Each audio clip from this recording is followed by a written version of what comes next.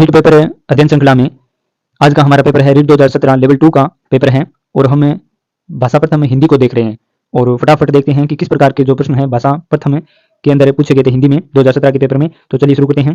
पहला प्रश्न है, यहाँ पर उद्बोधन विधि का पूछा है। उद्बोधन विधि में विधि का उपभेद नहीं है, तो यहाँ पर उपभेद नहीं है पूछा है, तो अनुवाद जो है यहाँ उद्बोधन विधि का उपभेद नहीं है। यहाँ दृश्य विधान, अभिनय विधि और कहानी जो है ये उद्बोधन विधि के उपभेद है। उद्बोधन विधि में अध्यापक द्वारा प्रस्तुत किया क्रिया करके बच्चों को ज्ञान प्रदान किया जाता है। अध्यापक द्वारा जो प्रत्यक्ष जो क्रिया की जाती है उससे बच्चे को ज्ञान दिया जाता है, ये उद्बोधन विधि कहलाती है। इसके अंदर इसके जो उपभेद कहानी, अभिनय और दृश्य विधान हो गए, लेकिन अनुवाद जो है ये उद्बोधन विधि का उपभेद नहीं है। अगला प्रश्न है, व्याकरण शिक्षा स्वतंत्र रूप से किस विधि में नहीं दी जाती या नहीं दी जाती पूछा है। तो यहाँ पर जो भाषा संसर्ग विधि है, यहाँ पर व्याकरण की जो शिक्षा है स्वतंत्र रूप से नहीं दी जाती। उसके अलावा आगमन विधि में, निगमन विधि में और पाठ्यपुस्तक विधि में व्याकरण का ज्ञान दिया जाता है, लेकिन यहाँ भाषा संसर्ग विधि में इसमें स्वतंत्र रूप से सही आंसर यही होगा इसका। अगला प्रश्न है बीएस ब्लूम ने शिक्षा में कौन सा नवीन आयाम दिया। तो यहाँ पर जो बीएस ब्लूम यानी ब्लूम का जो उपागम था, ब्लूम के उपागम को मूल्यांकन उपागम भी कहते हैं। अगला प्रश्न है, विश्लेषणात्मक विधि में प्रयोग होता है। तो विश्लेषणात्मक जो विधि है उसमें शब्द से वर्ण जो है, शब्दों से वर्णों को सिखाया जाता है, तो विश्लेषणात्मक विधि में शब्द से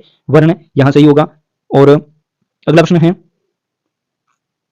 31 का मानक रूप पूछा है। तो यहाँ पर इसमें जो बोनस दिया गया प्रश्न में 31 का मानक रूप पूछा था, वर्तनी की विधिवत शिक्षा का ज्ञान। अगला प्रश्न, वर्तनी की विधिवत शिक्षा का ज्ञान किस स्तर पर हो जाना चाहिए। तो ये प्राथमिक स्तर पर वर्तनी का ज्ञान हो जाना चाहिए। अगला प्रश्न है, भाषिक सामग्री है। तो यहाँ पर भाषिक सामग्री जो है वो शब्दावली जो शब्द है ये एक भाषिक सामग्री है। उसके अलावा मूल विषय वस्तु प्रत्यय, मूल विषय वस्तु एवं प्रत्यय, यहाँ पर जो आंसर सही दिया गया ये शब्दावली है, भाषिक सामग्री जो है ये शब्दावली सही होगा। अगला प्रश्न है, बुलेटिन बोर्ड का पूछा है। बुलेटिन बोर्ड जो है, बुलेटिन बोर्ड एक दृश्य सामग्री है। बुलेटिन बोर्ड एक दृश्य सामग्री के अंतर्गत आती है। अगला प्रश्न है, अधिक विश्वसनीय परीक्षण। अधिक विश्वसनीय परीक्षण की विशेषता यहाँ पर, तो यहाँ पर प्रमाणीकृत जो परीक्षण होता है वो अधिक विश्वसनीय परीक्षण होता है। ऑप्शन में यहाँ पर शिक्षक निर्मित परीक्षण दिया था, मौखिक परीक्षण दिया था और आत्मनिष्ठ परीक्षण दिया था, लेकिन अधिक विश्वसनीय जो माना जाएगा वो प्रमाणीकृत परीक्षण माना जाएगा। अगला प्रश्न है सीसीई में व्यापकता का अर्थ निम्न में से नहीं है। तो यहाँ पर जो व्यापकता है सतत एवं व्यापक मूल्यांकन में उसका अर्थ नहीं है। तो यहाँ पर जो प्रश्नों की व्यापकता है ये अर्थ नहीं होता है इसका व्यापकता का। उसके अलावा विषय की व्यापकता होती है, उपकरणों की व्यापकता होती है और दायरे की व्यापकता होती है, लेकिन प्रश्नों की कोई व्यापकता नहीं होती। अगला प्रश्न है, एक बालक जरूरत से ज्यादा अपने आप को असमर्थ समझ रहा है। एक बालक जरूरत से ज्यादा अपने आप को असमर्थ समझ रहा है, वह हीन भावना ग्रंथि से पीड़ित है और आत्मविश्वास खो बैठा है। तो एक शिक्षक के नाते आप इसे उसका उपचार करेंगे। तो यहाँ सहानुभूतिपूर्ण व्यवहार द्वारा उसका उपचार किया जाएगा। ऑप्शन में देखें तो यहाँ पर दंड नहीं दे सकते, परिवार को सूचना देकर, मित्रों के साथ घूमने की प्रेरणा। तो यहाँ पर सही आंसर होगा सहानुभूति द्वारा उस हीनग्रस्त भावना से जो बच्चा है उसको सहानुभूतिपूर्ण व्यवहार करेगा शिक्षक। अगला प्रश्न है, वस्तुनिष्ठ प्रश्न का प्रकार पूछा है। वस्तुनिष्ठ प्रश्न का प्रकार जो है यहाँ पर मिलान प्रश्न जो है ये एक वस्तुनिष्ठ प्रश्न का प्रकार दिया है। उसके अलावा यहाँ ऑप्शन में आलोचनात्मक प्रश्न, विश्लेषणात्मक प्रश्न और व्याख्यात्मक प्रश्न, ये वस्तुनिष्ठ प्रश्न के प्रकार नहीं है। यहाँ पर मिलान जो प्रश्न है ये वस्तुनिष्ठ प्रकार के प्रश्नों में आता है। अगला प्रश्न है मौन पठन का। मौन पठन का बताया है, मौन पठन का लाभ पूछा है। मौन पठन का लाभ पूछा है तो यहाँ स्वाध्याय की प्रवृत्ति विकसित होती है मौन पठन से।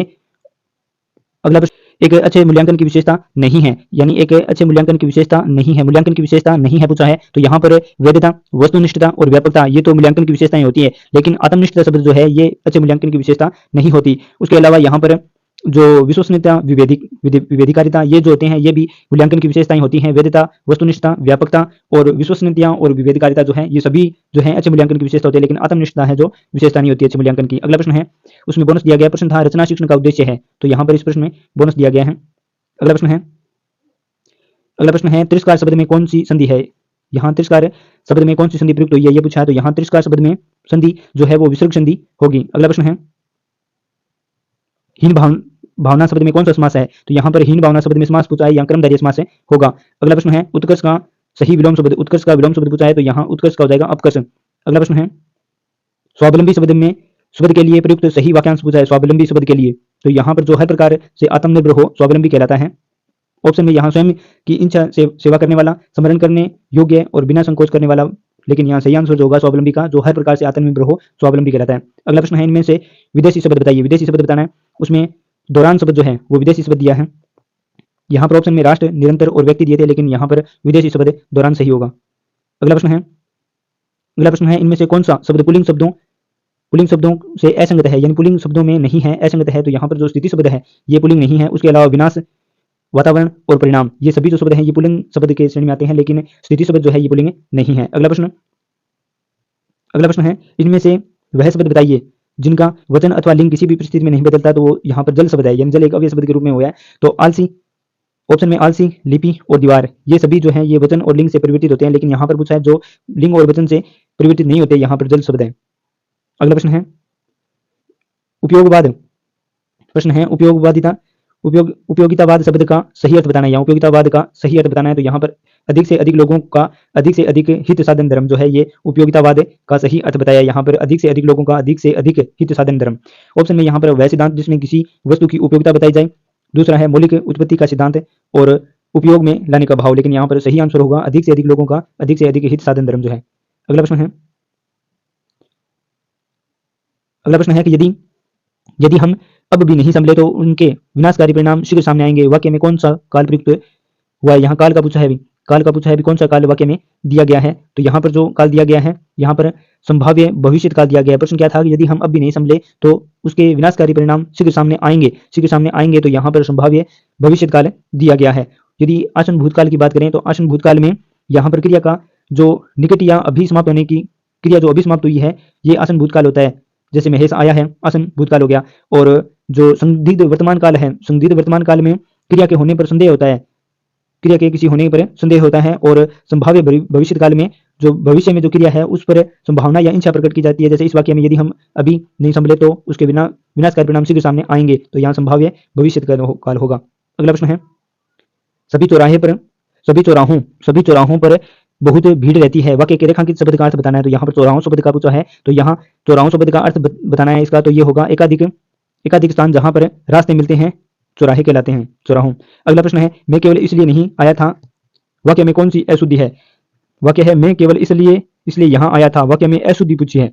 तो यहाँ पर जो है अव्यय संबंधी अशुद्धि दी गई है, मैं केवल इसलिए यहाँ आया था, इस वाक्य में जो अशुद्धि है वो अव्यय संबंधी अशुद्धि है। अगला प्रश्न है, जीवन और साहित्य का घोर सत्य है, घोर संबंध है, जीवन और साहित्य का घोर संबंध है, वाक्य का शुद्ध रूप में कौन सा है। तो यहाँ पर जीवन और साहित्य का घोर संबंध है, तो यहाँ पर जो शुद्ध होगा, यहाँ जीवन और साहित्य का घनिष्ठ संबंध है, ये शुद्ध होगा। अगला प्रश्न है, वस्तु की पूर्ति की तुलना में मांग अधिक है, ऐसे में लोगों की यानी वस्तु की तुलना में यदि मांग अधिक है तो यहाँ पर एक अनार 100 बीमार होंगे। अगला प्रश्न है, घास काटना मुहावरे का सही अर्थ बताना है। घास काटना मुहावरे का सही अर्थ बताना है। तो यहाँ गुणवत्ता का ध्यान रखे बिना जैसे तैसे काम निपटाना, घास काटना मुहावरे का सही अर्थ होगा। अगला प्रश्न है जिसमें बोनस दिया गया है, प्रश्न है विद्वान सब जगह पूजा जाता है, ये वाक्य में प्रयुक्त हुआ है। यहाँ विद्वान जो शब्द है वो विशेषण के तौर इसमें बोनस दिया गया प्रश्न में। अगला प्रश्न है, तो इस प्रकार के जो प्रश्न है वो 2017 की भर्ती लेवल 2 में भाषा प्रथम हिंदी में पूछे गए थे। धन्यवाद।